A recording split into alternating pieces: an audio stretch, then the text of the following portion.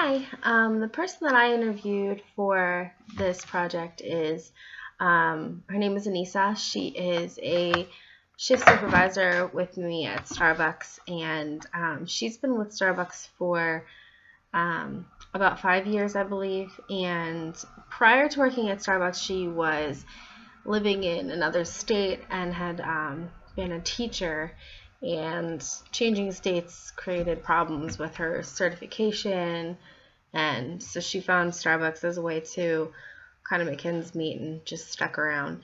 So yeah, um, some of the goals that I had for the interview with Anisa are some of the lessons that she learned from various successes and failures that she's experienced in her time as a shift supervisor, as a manager, and a leader. And another thing was the places that she feels she can improve as a leader, and areas that she feels that she struggled in, and areas that as a store and as leaders in general that we can improve. So one of the first things that we were talking about was how she feels what her leadership style is, and she definitely feels like she leads by example, by just being an ethical, moral person and setting a good example. So she definitely sees herself as having referent power. And I do see that because for me, she trained me as a shift supervisor when I first started, and so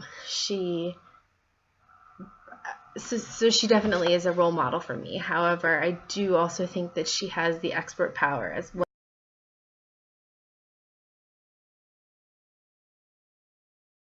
She's so, whether she realizes it or not, she's so confident in everything that she's doing and that she has done. So just her experience and the amount of time that she's been with the company and been in the position, and her just confidence about it, whether she knows it or not, is definitely gives her that expert power as far as I'm concerned.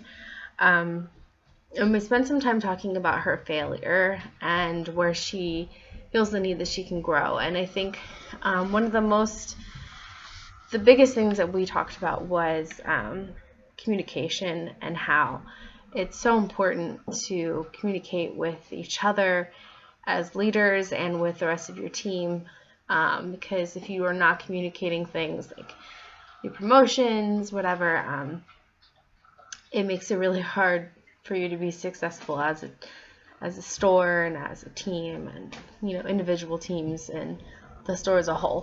So one of the things she struggled with when she first started as a shift supervisor was giving clear instructions, and definitely following up with people and things like that, making sure that she's not just saying, I need you to clean the bathroom, checks them, sees that there's toilet paper in them, they're good to go.